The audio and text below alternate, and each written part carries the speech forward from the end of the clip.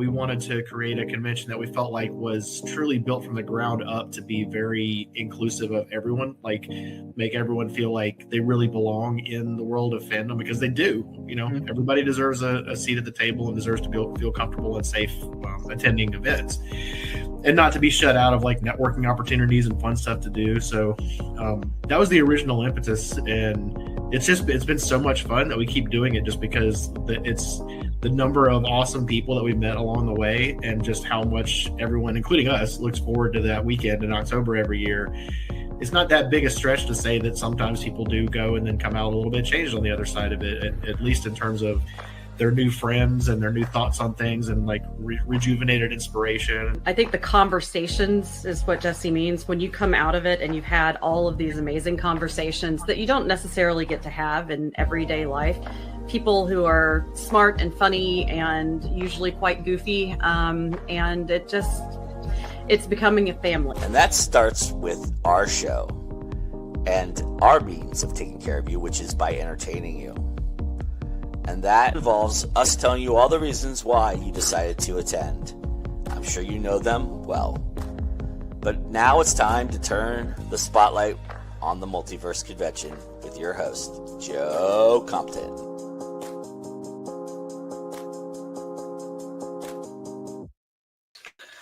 Hello, everybody. Yes, welcome to Spotlight on the Multiverse. I am Joe Compton, and very nice to have you here, and nice to see you all out there in the comment land.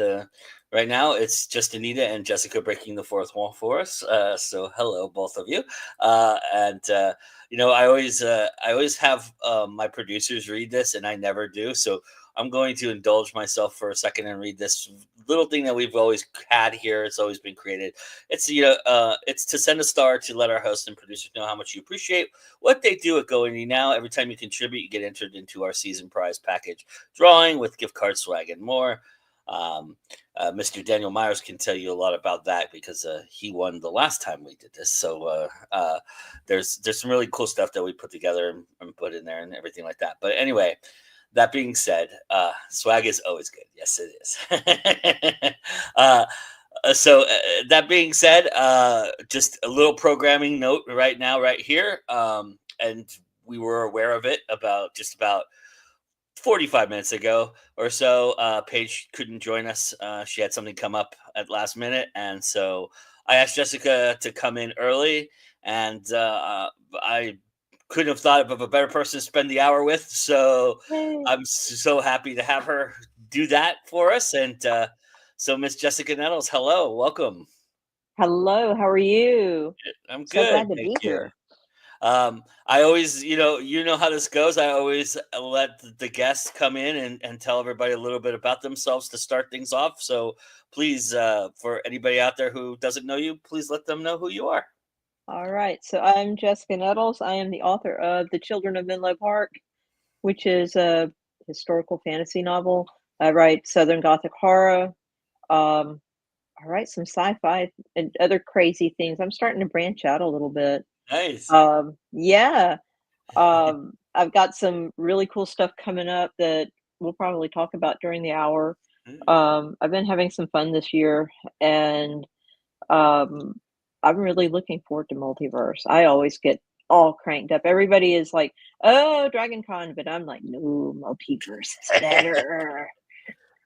How did you like the new venue last year? I really liked it. I'm one of those folks that I don't like driving into Atlanta. Yeah. You're 90% of most of those folks. Everybody's like, oh, we'll get on 285 and we're gonna drive in. I'm like, yeah, I'm taking the surface streets, man. And I like the old venue. It was okay, but driving into it, especially if you have to drive in the afternoon, oh my God. Yeah. Driving to Peachtree City last year was nice. And once again, I took the surface streets, so I got to drive in the country. And I got to drive through. The thing that I love about driving to Peachtree City is I get to drive through parts of Georgia where they filmed like the first couple of seasons of Walking Dead. So it's just like, yeah, I know. I know that place. I know that place. So yeah, so it's the country and it's relaxing and Mm, then you get there and it's just like it's like you're in the middle of nowhere. yeah, So quiet and it's so relaxing. I liked it a lot. yeah. There's definitely a deepening serenity about it. You're a person that I would imagine appreciates it even more because you're one of those early risers that gets up and is crazy enough to get up at like 6, 7 in the morning and write for Yeah, a few hours before the con even begins. So was that kind of conducive to that environment for you a little bit? it was. My only thing was they had this beautiful fireplace downstairs Uh huh. and it wasn't lit. Oh yeah, And I was like, man, so I had requested for them to light it. The first day they didn't light it. The second day I woke up with a migraine. And didn't go down. And then when I finally came down, I'm like, there's fireplace. Words were said under my breath as I walked by the fire. But yeah, it was kind of nice, even though I mean I bundled up yeah. and went down there and it was really nice. And Amy from the con suite actually provided us with goodies. Oh, And she does not know how much we appreciated that because I had one person join me. I was hoping to have more people join me. I did the early riser writing at Saga, hmm or I did it at Multiverse, and it was one of those things where I've been doing it for years. Okay, hmm on I get up, I write, um, because it's quiet yeah, and nobody messes with me. yeah. And so I've been doing it for years. And then when we went to when Daryl and I went to Saga, I'm like, it'd be really cool if I just made it as an option for other people. And so I Yeah. kind of put things out and I had like a whole circle of people. I would be there first and then maybe about 45 minutes later, other people would join me. And before I knew it, I had like 8 or 9 people writing around me. Pretty cool. Yeah. That's Uh, awesome. yeah, Multiverse was a little different, but that's okay. Um, it may grow. I'm going to try it again at Multiverse this year. Mhm. Because I got writing to do and I'm behind right now. Um, but yeah, I like that. I liked it and I thought it was really conducive and it's just so nice. It really is Mhm. a pretty venue. Yeah, I mean, I got to my hotel room, opened the curtain, walked out onto the little balcony there, and saw all the trees. And I said, "Yeah, this is a great way to start a con." You know? It is one of the nicest places we've been, so Yeah, or I've been, so yeah, yeah. Unfortunately for me, I will never make those early morning sessions because that's about the time I start to go to bed. you know, there's a lot of people like that. Bob's that Yeah, way, I think. I think he yeah. goes to bed about that time too. So we'll pass each other. Hey, Bob. Like, yeah, you've been up all night, man. I can't do that all night thing. Even when I was young, hmm my body is not built for that. So and you've probably seen me bunking around at about midnight, and I'm like bumping into things and going, "Who are you again?" Um, and I'm not even drinking. Yeah. I'm pure sober. I'm just like, I'm just Yeah, ready to go to bed. I I'll mean, see you later. honestly, too, it's the only time I do it, so it's kind of this weird thing about it. But Yeah. yeah, it's you just get to talking and you just forget about the time. It's just Oh one of those yeah. things. Yeah. So And I did stay up late at Multiverse. First night I was hanging out with Hartness, so you know how that hmm goes. You can talk for hours. yeah, And then the second night I was actually on a late night game panel and goofing around, and I think I finally went to bed about 1 o'clock that morning. I think. wow, nice. Yeah, which is hard on me. It's like Yeah, the rest for like 2 weeks after that, I was paying for that. probably explains the migraine a little bit too. Yeah, yeah. Maybe the moonshine too. Yeah. Do you do this at Dragon Con? The early morning stuff? Yeah, Yeah, yeah. yeah. If I can find a place to go. hmm And I don't stay in one of the big hotels though. Daryl and I and our little group have been staying at the Georgia Terrace, Mhm. which is Right there. about what, a half a mile. We're a Yeah, not little bit even. off. Yeah. It's that's kind of closer to America's Mart, right? It's the Yeah. one over by the park area over there. Yeah. We ride MARTA in. It's a Mhm. little bit. It's like across the street from the Fox, Yeah. and it's really nice. But I did it. I think I did it one day last year at Dragon Con. Mhm. I sat downstairs. It's cold, and if I do it this year, I'm going to sit out on they have an exterior patio, and I may sit outside and do it. If it's light enough to do it, I may do that because sitting down in the lobby, it's cold, and Yeah.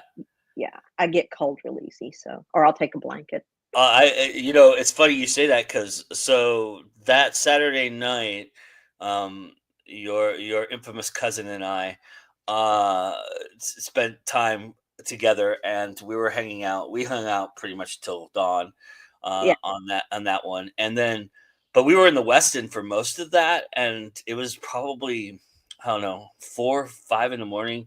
We all noticed it was chilly down there, but it was also people were like waking up and walking there to sit and write. So it's kind of Yeah. interesting because I was watching people at the big tables that they have back there by the Starbucks over there. People would set up their Mhm. laptops and start writing. Mhm. So as we were descending out on our drunkenness and and debauchery, people were getting up and writing at that hour. So it's kind of Oh, interesting. yeah, yeah. I have sat at the Westin and written before. I Hmm. have wandered from wherever I was staying because I've not stayed in the Westin, but I would wander from other places and come to the Westin because Yeah, one, that's the because the central. Starbucks is there and it's Yeah, nice. It's nice and quiet. yeah. At least at that time it is.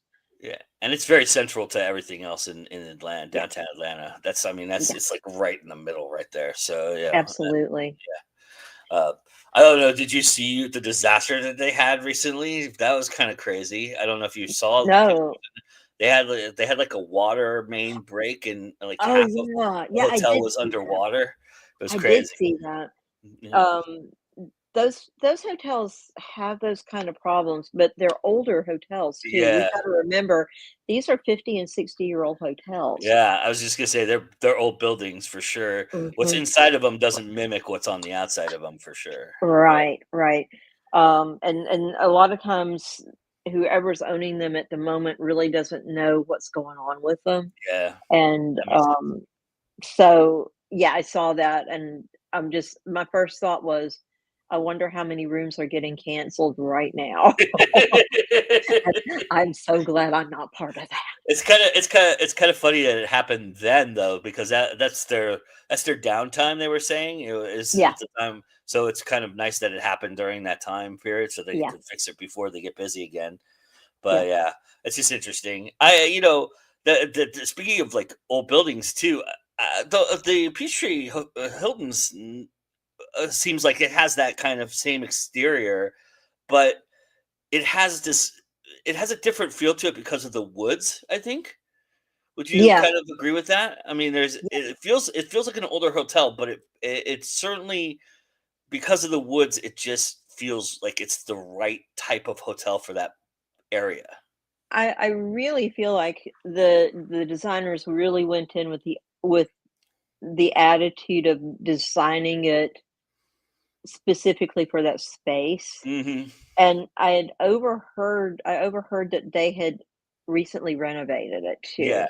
So that's Y part of it, but they really did seem focused on building it where it fit inside the woods. yeah, I don't know how much you roamed around there, but I was, helping the Consuite get set up, speaking of the Mhm. Consuite, and we were p the elevator that goes up to the Consuite, right up to the Consuite, the gym and the pool are there. Those looked Yeah. absolutely 100% brand new, and they look state of the art. Like, the gym Oh, is wow. crazy brand new. It is I was Wow. like, "Holy crap, this is really nice." I need to go check that out. Huh. Yeah, it's just, it was down in that little corner down there where you go up to the con suite. But yeah, Okay. it's huge. It's huge too. The gym is probably a whole hallway. Probably like if you had rooms there, you'd probably be about 8 or 9 rooms. That's how big it was. And Okay, then the because pool I is was on right the behind same. I think I was on the same floor as the con suite. I think that's it. right. Because I can remember walking to it and Mm, not having to. I was coming up when I would work down where the con was, but my floor was. I think I was on the same floor mm. because I just walk down the hall and get food and then go back to my room. Yeah, I got lucky. I got right in that first hallway. Like I literally never had to take a stair or anything to get to our room, because Oh yeah. it was just right from behind the front desk, and then Oh there's wow. I was right there, right. You know where those staircases were? I was Yeah. second Yeah. room right next to the staircases there, so Oh, it was that's really nice. cool. Yeah. That's really cool. Mine was one up and then right across from the elevator. Hmm. So it was like right on a corner. And I was like, this is kind of perfect and, just beautiful. Um, and it was nice. I had the room all to myself, which I never do. I usually Yeah. have somebody with me. I was And I was sharing with like, Bob. So, but oh, yeah, but, but yeah, I mean, it was Bob though. I mean, it's super nice to share with him. He's oh no big. yeah. He's actually, he was in a room with me and somebody else at some point. Maybe it was no, it was Jordan Con, I think, one year. It was one of those things where he didn't have a room, Mm, and I'm like, "Dude, just you can come sleep on a cot or something. Come on." mhm. And so he did, and he's a great guy. No problem. You know. Uh, which is funny to talk about Bob too. It's a nice segue here, because we all kind of sat next to each other for the most majority of Multiverse. Because I sat with Bob at his table Right. quite a bit, and your fall staff table was right next to Bob, and you guys were right on the corner there. Uh, are you going to be doing fall staff stuff this year as well, or? Um, I am thinking yes. Hmm. I applied for a table. Hmm. I know that there is limited. They're being more being more picky, Yeah, and so I'm really kind of looking at it going, if I don't get picked, I'm not worried about it, yeah, and I'll just work the fall staff table, and we'll keep going. Um, I'm happy either way because I'm going to be at Multiverse. yeah. Don't care. Um, and I know that if I bring like anthologies, Hmm. John will put them on the table, and Hmm. I'm cool either way. Um, And I like working the fall staff table because I like hanging out with John and I like hanging Yeah, out with everybody. I mean, I'm going to see everybody no matter what I yeah, do. So, you know, so I'm going to have a good time no yeah. matter what, Yeah, you know. it's interesting because there was a lot of talk about how it was situated last year, how it went, and how it got together. And I think the one real true adjustment that went from this first year at Peachtree to the second year is a lot to do with the dealer hall, the gaming room, and the author's alley. I think there's Yeah. going to be a really shift in that adjustment this year. They're really concentrating on trying to figure out the best ways to get you guys flowing traffic in there and things of that nature. Yeah. Uh, and I think the happy accident that happened last year was the locals coming in and walking into the going, what's this all about? And then them bringing all their other local friends with them on that Sunday, because I think you guys all kind of benefited from that aspect of it. So Yes. I think there's going to be an incorporation of that this year too, which I think is nice.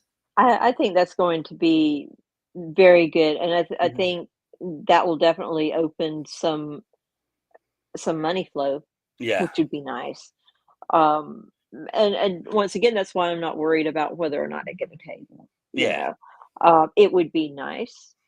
I know it will be a lot of work if I have a table. I mean, it's going to be a lot of work if I work at the Falstaff table. yeah, So, I mean, um, I for me, Multiverse is a fun con. I mean, people say, "Oh, well, this is a fun con," and they mean they're going to slack off.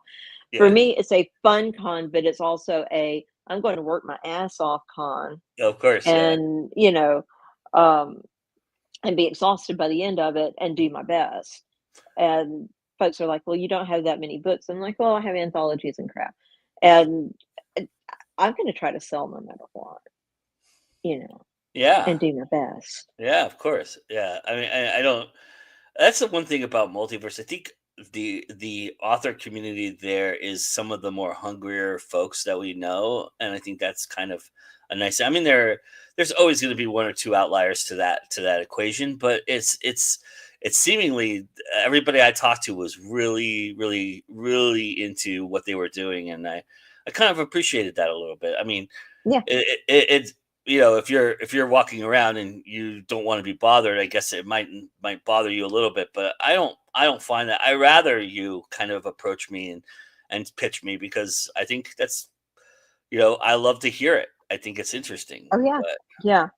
Well, and I prefer being behind the table. mhm. I mean, I like doing panels. I enjoy doing the panels because that's going to draw people to the table, right? Right. Yeah. Um, Absolutely.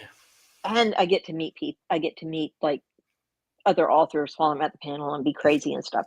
But I really do like working the table, and because I love what I sell, Yeah. not just my stuff. And this is why I like working the fall staff table. I love pretty much everything on that table, even the stuff I haven't read yet, because I know it's going to be quality. Yeah. And I know that I'm going to put something in somebody's hand, and they're going to go away and they're going to read something and go, wow. And they're going to come back. Yeah. And that makes me happy to be a part of something like that. Speaking of the panels, I'm sure you've navigated the 17-page opus that was sent to you a couple Yes. of weeks ago. Yeah. Anything stand out for you? Anything you were excited to see on the list that you hadn't seen before? Gosh, it was so much. I don't know that there was anything that I hadn't really seen before. I was really excited that we were doing Doctor Who again. Mostly because I'd already told Tony Sriracha, and I don't know if he's been on yet or not. I've already told him, you're going to be on the Doctor Who panel with me again, because we had so much fun last year and we've got things to talk about, man. That was the Because panel whole that Woody season- was really excited to bring in this year. He was like, that was the one that everybody was asking. They were asking for. He said that was the late night panel that he had to have on the late night area. So that he was. Oh, okay. Well, Yeah, then I guess I'll be up late night, because last year we did it in the afternoon, I think.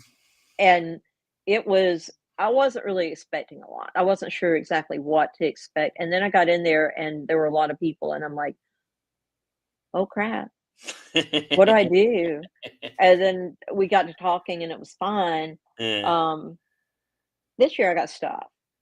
We got a lot to unpack here, especially with the last series that just ended. We got a lot to unpack. And so I'm interested to see, because Tony and I were just like going for it, and we had such a good time. That was a fun panel. Sean basically told me, you are doing Monster Mash. I'm like, yes, sir. So I guess I'm doing that.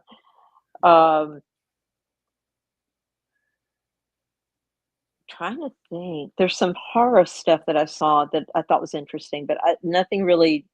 My brain is like going, whoa. I did the survey last week while I was grading in a grading frenzy, so there's a whole lot that I don't remember. I probably agreed to a whole bunch of things that I will look at my list when I get it and go, don't remember agreeing to that, but sounds fun. Okay, here we go. Yeah, the horror one, I pretty much checked yes to all of them. So yeah. I tried. There was a really good list there for the horror one. It was. I try to spread the love, because I did too. But I have fandom in lots of different spaces, and because I write in lots of different genre, I try to spread it. I try to spread the love, because I have fandom in lots of different spaces, and because I write in lots of different genre, I try to spread it. I try to spread the love, because I write in lots of different genres. And because I write in lots of different genres, I try to spread it. But yeah, the horror comes along and I'm like, well, dang, this all looks good. And I'm good at all of this. Click, click, click, click, click, click, click, click, And then the gaming stuff, click, click, click, click, click.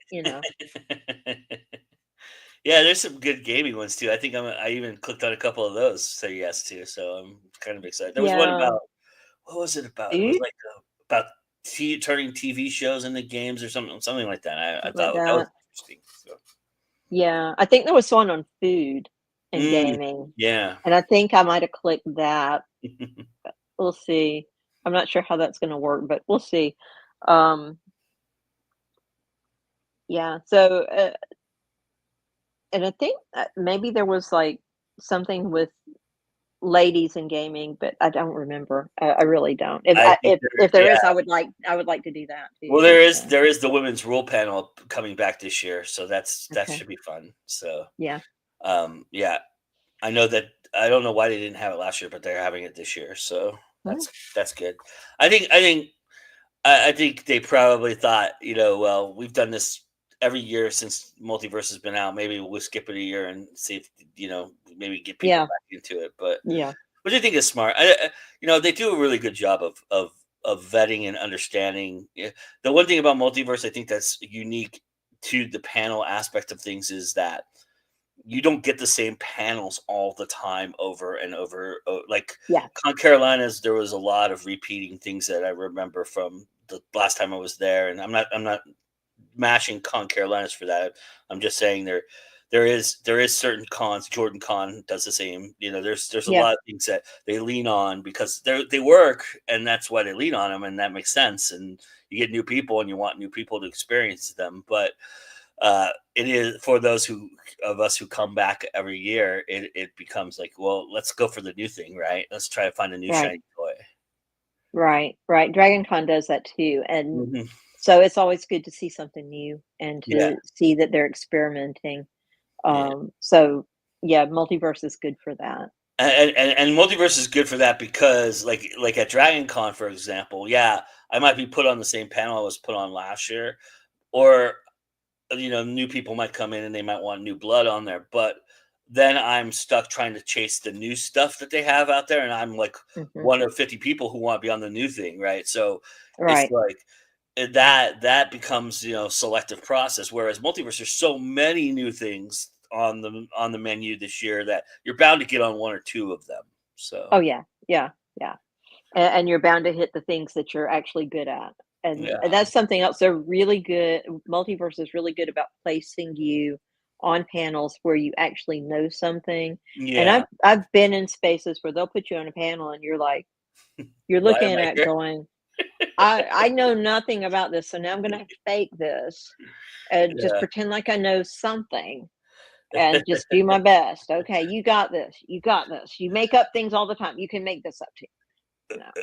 Well, my favorite story of my own personal the experience with that is that the first year I went to Jordan Con, they put me on an RPG panel of Ooh. how to sell RPGs, and it was like, well, I don't sell RPGs. I'm with like Bill Bridges and Sarah Madsen and Judy is there, and it's like they're all do this for a living, right? And I'm the guy Right. who just has a channel that just started doing gaming. We just had started doing gaming in that moment.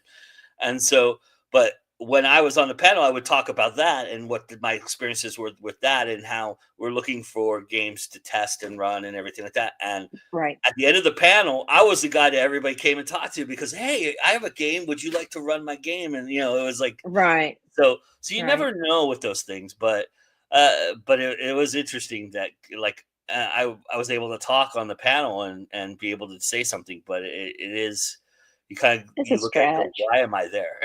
Oh yeah, yeah. It's definitely a stretch sometimes, and you're like, are they just putting me here because they just needed a warm body? Yeah. And just, or you walk in and suddenly you're the only female. You've never Mhm, had that experience, but mhm. I have. I've walked in and I'm like, and I Yeah. actually had that at Multiverse a couple of years ago. I walked in, it was a weapon panel, which I thought was an interesting choice. But I'm like, I can do this. I can handle weapons. Yeah. I played D&D. I know about this. Walk in, and I am surrounded. No offense, guys. I love all of you guys. I'm surrounded by a bunch of nerd boys. And I'm like, oh my God, they're going to kill me. And you And probably so, yeah. held your own and did really well on that panel. Oh yeah, we had a blast. I had a blast, and there was a little pushback, and I pushed back too, and we were fine. There you go. That's awesome. I love that. You mentioned the con suite earlier, and Amy helping you out when during your writing things. How much of the con suite would you? How much you've been to other cons? How much would you say this con suite is as precious as any other con suite you've been to? I really appreciate this con suite. Amy goes all out. I mean, and I've eaten at a few con suites, including the con suite at Dragon Con, which is an experience. If you can find it and you can go to it, it's an experience.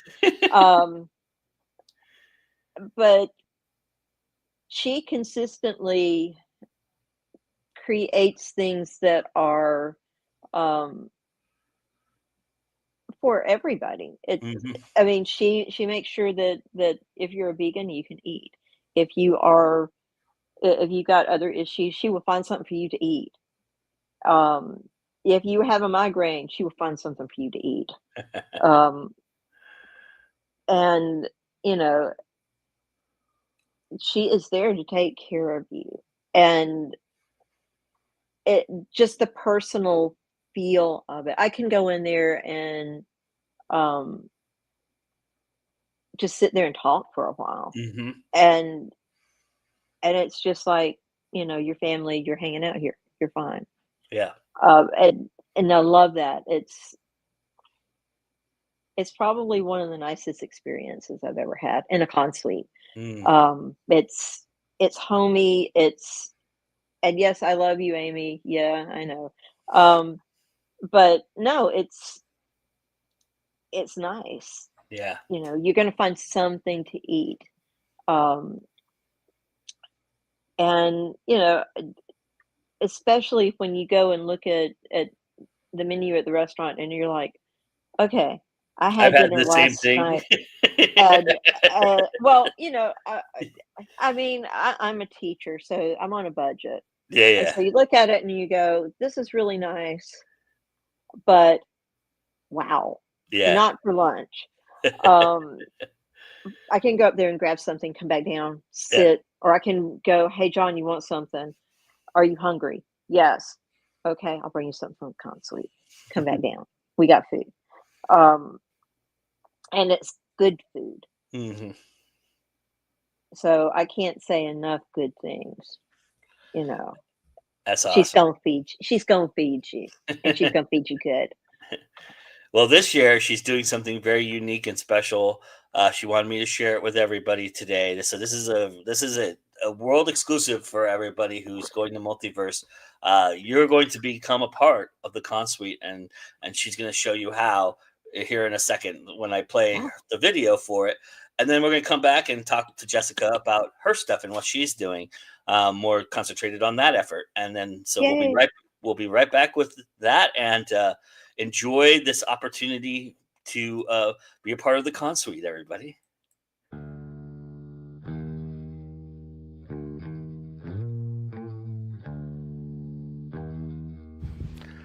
Have you ever dreamed of having a second breakfast? Ever wondered if liver really tasted good with fava beans and a nice Chianti? Ever wondered what they would have served for dessert at the Red Wedding? Well, the magical kitchen witch is at it again, as Amy Andrzejczyk is about to make all your taste bud dreams come true. As this year, the Con Suite is leaning on its guests to provide a literary reference that will literally be turned into a meal or snack you'll be able to get as part of your privilege of attending the Multiverse convention. Of course, the world-famous tamale night will be making its triumphant return. But what lies beyond the pages just might settle in your stomach. At this year's Multiverse Convention's Con Suite. So join us for the Multiverse Convention and reach out to Amy Andrzejczyk for the opportunity to add a meal to this year's menu based on a famous literary work, of course. We'll see you there.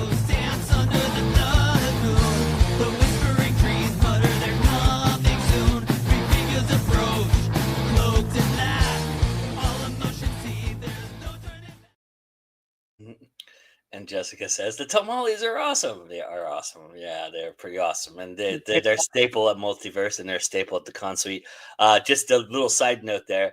The band you heard playing in the background, that is her son's band. So I wanted to feature them a little bit with the Con Suite. So anyway, that's what's happening at the Con Suite this year. So if you have, I mean, she tried last year. She experimented with this concept last year. And she got a couple indie authors to talk about their books. In fact, Dark Spores, which she is a part of that anthology on Chrome Girls Press, had a night where they did some mushroom-based items and things like that. So if you have a literary reference, even within your own books, she would love to hear about it. If you have something that, you know, maybe she can turn into a meal, or it is an actual meal in your book that you might want to experiment and see actually come to fruition. She's willing to do that this year, so she's taking your suggestions. So anybody watching this now, go to Amy. She's easy to find on Facebook. She's easy to find through Multiverse. You can they have a form on Multiverse's website. You can go and contact Amy directly and the Con Suite and make suggestions, and she's going to turn all the wonderful suggestions into meals. So everybody do that, because that's going to be a lot of fun. So that is what's going on at the Con Suite this year. So that sounds fun. Yeah, that sounds really fun. I actually had an idea for something, but I think it might be a little bit out of range. But I might pick her anyway. I was thinking about alligator tails, but you know. Oh, nice. Oh.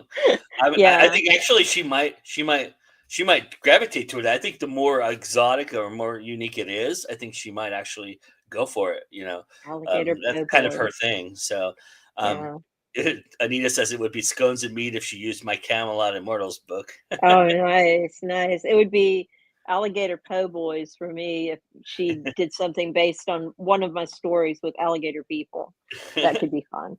I actually so Heather says, hi, what a Con Suite menu. Yeah, well it hasn't come to fruition yet, Heather, so if you're going to Multiverse, you know, we'll contribute. We'd love to see what people come up with. My first book had a reference to a local pizza place at it, so it would have to be like New York slice of pizza or something. So that'd be fun. Yeah. Anyway, but that's what's going on with the Con Suite. So let's talk about what's going on with Jessica Nettles. Are we closer to book 2? Or we are getting closer to book 2 for Kate and Shadow. I'm working out a few things.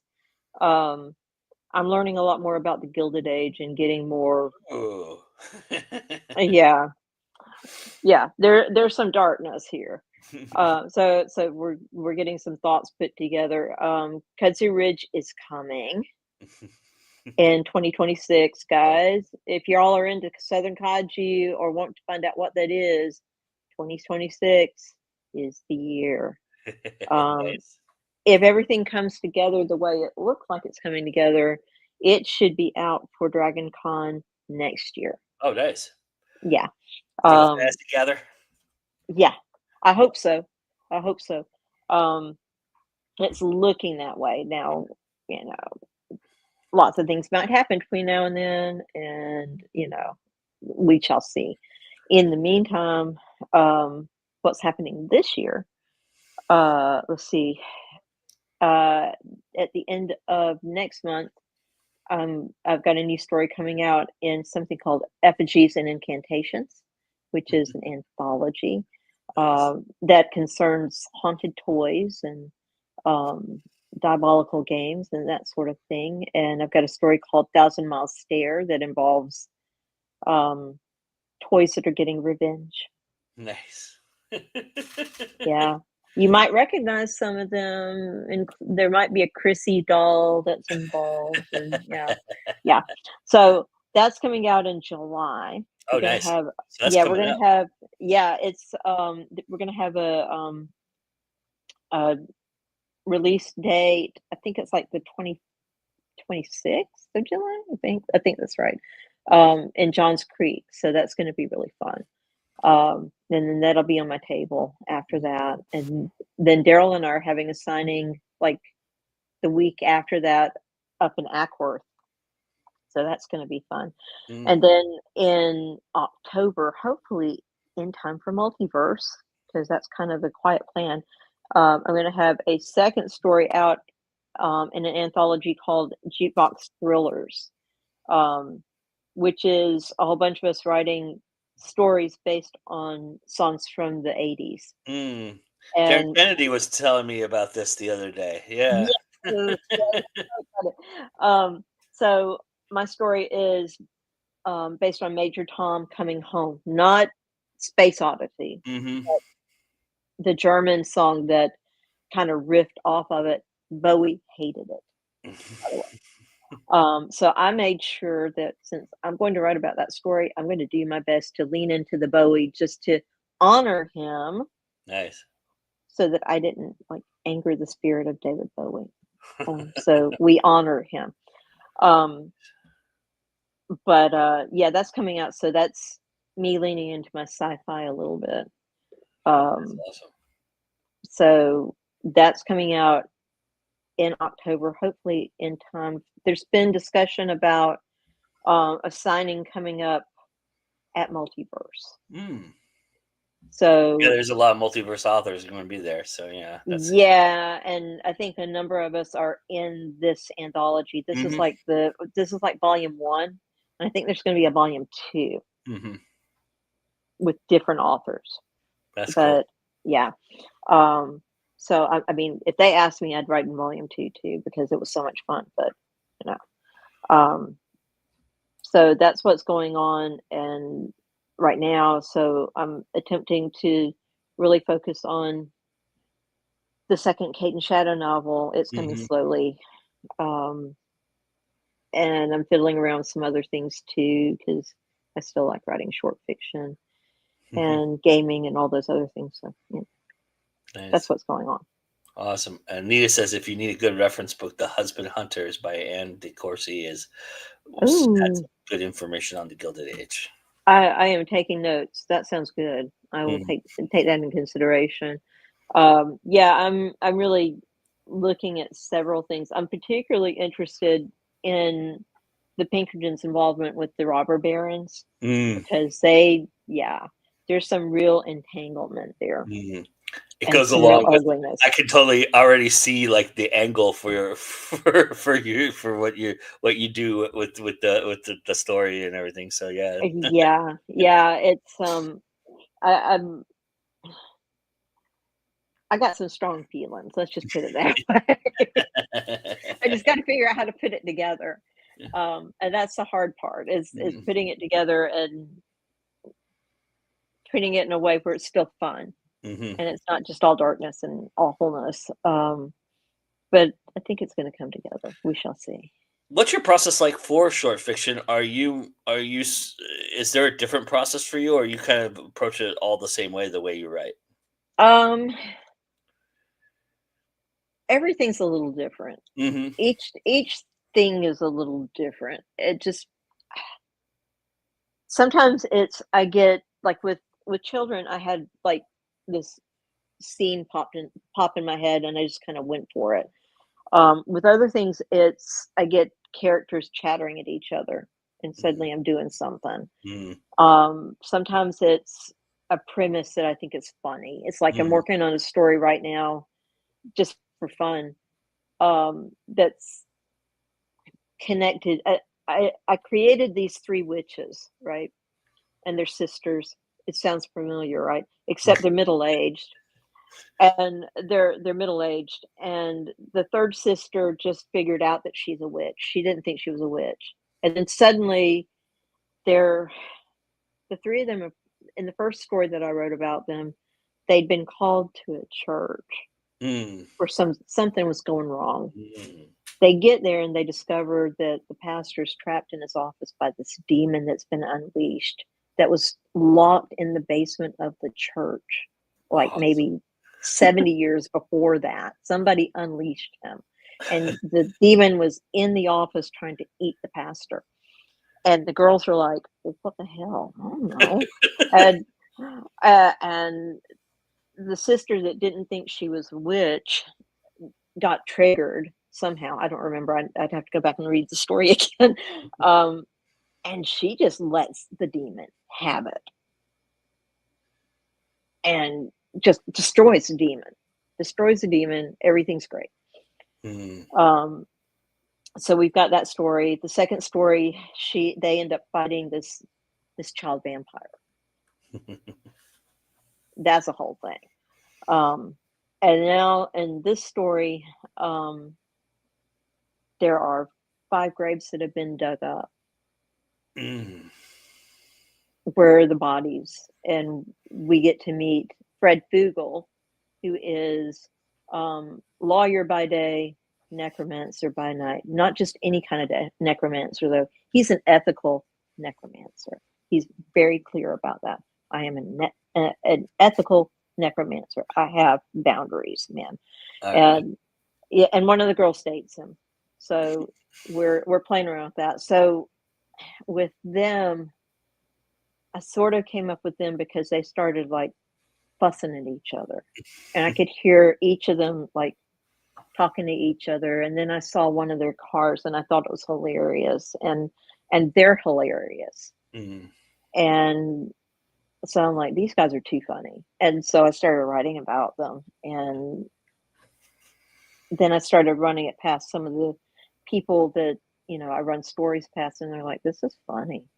And I'm like, well, okay, it's funny. And so I just kind of keep going with them. And the Fred Fugel character actually came about at a dinner party a few years ago. He's been around for a little bit. And we were just kind of joking around and talking, and somehow or another necromancy came up because we're gamers, and this is what happened. And then the idea of an ethical necromancer came up, and I thought that was the funniest thing I'd ever heard. And I'm like, well, wouldn't it be funny if he was a lawyer? He had a day job, and so he couldn't tell anybody he was a necromancer, but he's a lawyer by day. That would be hilarious. And so, yeah, so he prosecutes, and he's a great prosecutor. He's fabulous. He's like Perry Mason level in a small town in Georgia. But he's also a necromancer. Heather says she hopes to attend. She's not sure yet. She didn't end up planning to be a guest. That's okay. That's okay. Come hang out with us. Yeah, we'd love to see you there. Do you have plans for the fall, including Necrocomic, Microcom in Tampa? But yeah, if you got the time, Heather, come hang out with us. We'd love to see you. We'd love to meet you. Yeah, hang out. It's such fun. It's such a fun. I mean, Multiverse is such a different experience. It is, and I talked to I can't remember who I was saying this to, but there was one person on the show where they had been last year. It was their first time, and I said, so you got the bug to come back, right? And it is. Once you're in, you can never. You have to come back. It's just one of those things. It is contagious, and it's very. It is very much like the mafia. Once you're in, you're never getting out. So that's right. That's right. We will find you. We will make you come. You will be attending. Yeah. Yeah. No, it's really great. It's really amazing. Yeah, and it's one of the most diverse cons I go to every year. So it's really nice that there's a lot of different different things that happen there that I think don't happen at other cons that I appreciate tremendously. Yep. But so I it's funny because at Multiverse there was one time when we were having dinner and people were bringing up anthologies, and you and I were riffing and figuring out how we could be in those anthologies, and that's how it happens, right? I mean, are you kind of getting pitched for stuff now, and you just go, oh yeah, I could put a story together for something like that? Yeah, it's happening more and more. It's like I got invited to Jukebox Thrillers. Yeah. Which, I mean, to me, it's still surprising. It's like, oh, you mean you want me? It's like, me? It's like, okay, I'll try it. And with effigies, did Derek reach out to me, or did somehow or another the conversation happened? And I'm like, well, yeah, I'll do that.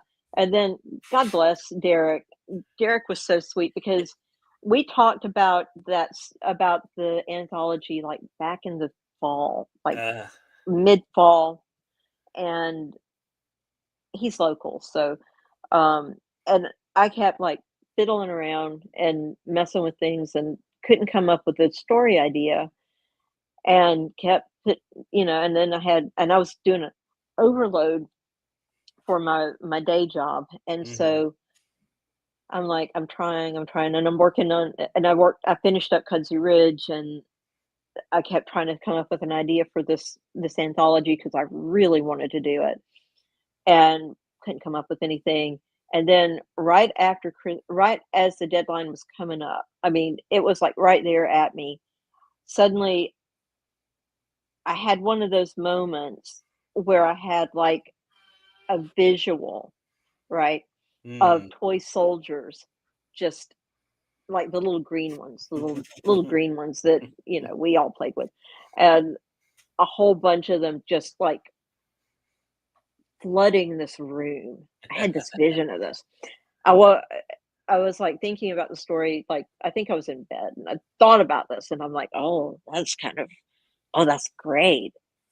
And so I'm like, so Daryl was asking me about it over text, and it was like in a group text, and Derek was part of that text. And so I sort of told him what I kind of had in my head, and Derek's like, oh my God, that's great. I'll give you an extension. Just do it. I want this story. I'm like, it's really just not much of okay. So then I started really fiddling with it, and I'm like, okay, so what are we going to do? And before it was all over with, I'm like, and he gave me I ended up taking about 2 extra weeks, which, I hate being late. I hate being late. But before it was all over with, I was like drawing like little maps of the house. I knew exactly, because it all happens inside of a house. Yeah. And I knew exactly which house it was. It's based on a house that's about 5 or 6 miles from my house that I did an estate sale in, because I worked for an estate sale lady for several years. We did this sale in this great big house about 5 or 6 miles from my house. Great big mansion house. And I'm like, oh my God, the layout's perfect for this. It's perfect. And so I remembered enough of how the house was laid out that I drew a little map of it.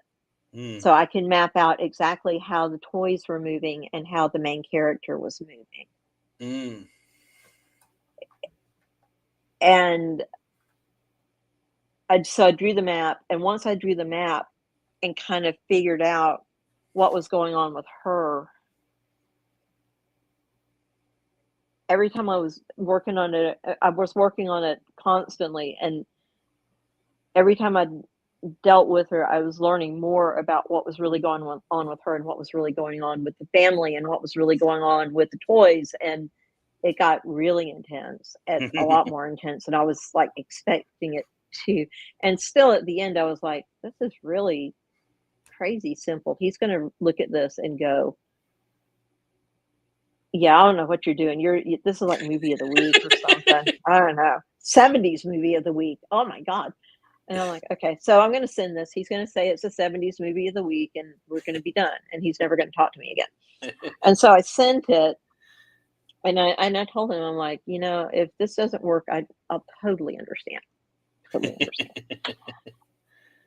I get an email back going, oh my God, this is like amazing. I'm like, is this the same story?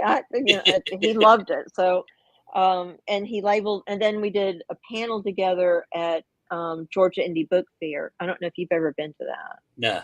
Have you done that? They do it twice a year. It's fantastic. If you ever get a chance to be out here to do that, you should. It's a one-day event twice a year, and it's one of my favorite events to have a table at. I always do good.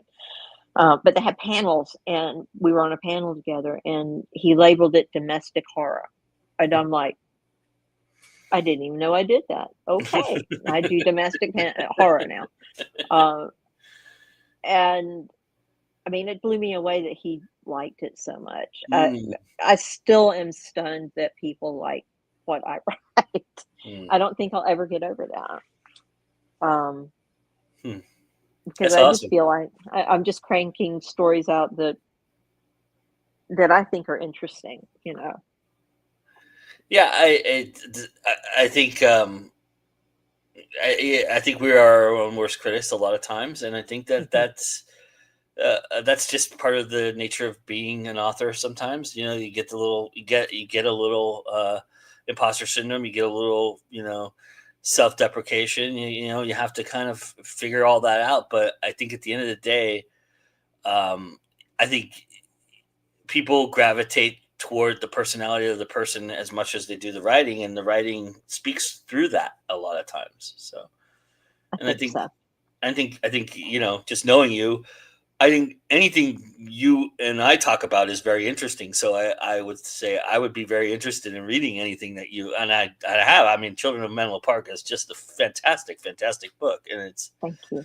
It's one of my favorites. And so I'm not a big historical fiction guy, but recently I should say I was not a big historical fiction guy, but now recently, because of that book and a couple others, I've kind of gravitated toward it. I think it's an interesting field, because I think it's very smart and it's very intellectual in a lot of respects, but it's also very entertaining. So. Oh yeah. History itself is interesting, and there's a lot of things that we don't talk about, and the stuff that we don't talk about is the most interesting stuff. It is really and the most fun. Yeah. So, it's like if we taught everything that we don't talk about, no kid would ever be bored of history, because humans are crazy, and we do by nature do things that are just off the charts crazy. So the whole period, like Kate and Shadow's period that they are in currently, because eventually they're going to move from that period, but the period they are functioning in at this moment, a lot of folks will say, well, not much happened then. Oh, really? Let me tell you, so much happened during that period, and so much of it is relevant in the now. Yeah. And the more I study, it's so relevant, and it so impacts what we do now. And the more I look at it, and the more I learn about it, the more it's like, this is just off the chain, fascinating. All the good, and she's right, all the good stuff is not taught in school. They skip over it, and they go, it's like, I was thinking about this today. It's like, they skip over the second part of the Industrial Revolution and go directly to almost to World War I, and they miss all this stuff. And it's like all of that stuff leads up to World War I. It causes that to happen. Yeah. So if we don't know about it, we don't really understand why all that happened. Yeah.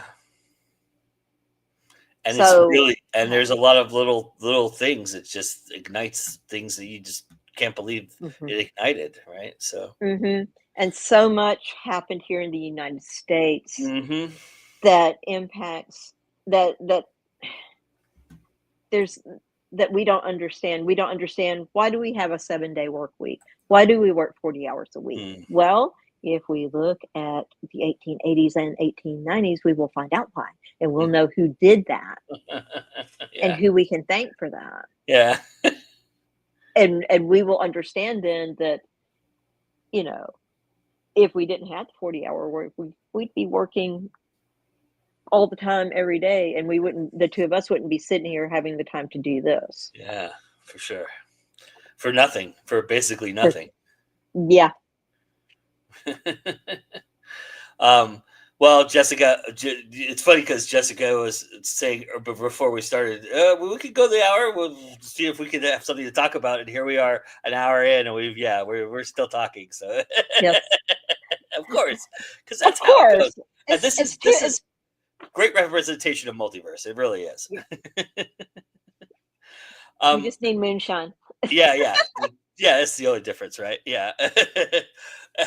But and some woods. We need to be We need the woods. We just need to be around them. But yeah. Right. So tell everybody where they can find your stuff, where they can follow you, and make sure that they get all the information about the anthology coming out and all the things you got going on. Okay, you can find me at, JessicaNettlesAuthor.com. That's where my website is. You can find out some fun things about me. You can find the book at Amazon. If you don't want to go do the Zon, you can also go to the Falstaff website, which is, I think, falstaffbooks.com. I think that's right. There is a place where you can buy books there. You can buy my books. You can buy books from other Falstaff authors who are awesome. You can follow me on Facebook. You can follow me on Instagram, Steampunk English, where you'll see me, my cats, my baking, my crochet, and probably a bunch of other insanity that I do and record on my photographs occasionally. FSGs and Incantations will be out officially, I think, on July. I think the pre-orders go until July 15th. I think that's right. Pre-orders are happening now for ebooks.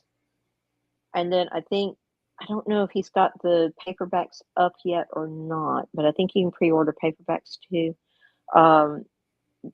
The paperbacks will be released, I think, on the 25th or 26th of July. You want to get a copy of those. It is awesome. There's going to be a bunch of good authors and a bunch of good stories. And you'll have copies at Multiverse too. So if you're going to Multiverse, yeah, I'm going to bring some. Let's see, and then there's also a signing, and I'll have stuff on my socials about that. Jukebox Thrillers, we're going to have some of those at Multiverse, or at least that's what I have been told by the editors. They know things I do not know. I'm just the author, but I have heard that we are going to have them there, and there's going to be a signing. So I'm planning on being there and signing books. I hope you'll be there and you will buy books. Nice. What else? What else can I say? You're gonna be here. You're gonna be back here at Going In Out later in the month, running another captive creature core. And that's right. And we have a special game because Bob wrote something especially for us. Yes, he did. I'm excited. Fantastic. I haven't looked at it yet, but I'm on vacation, so I'm going to be looking at that. I'm excited. So we're going to be doing that. So come out and watch us chase after the more monsters. This is one of those cases where none of us are going to die, so that's good. Because in my games, people don't die. Sean.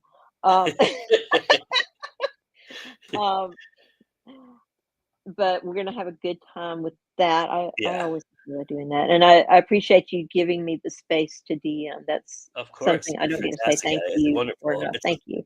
It's a wonderful, wonderful group. And yeah, the ladies are going to have a lot of fun with that. And it should be a really good time. And everybody check that out. Check out what we're doing all week long here at Going In Now. We've got more coming. And then, of course, we'll be back here next Monday for another Spotlight on the Multiverse. And until then, remember, that's always time to go in now. Bye, everybody.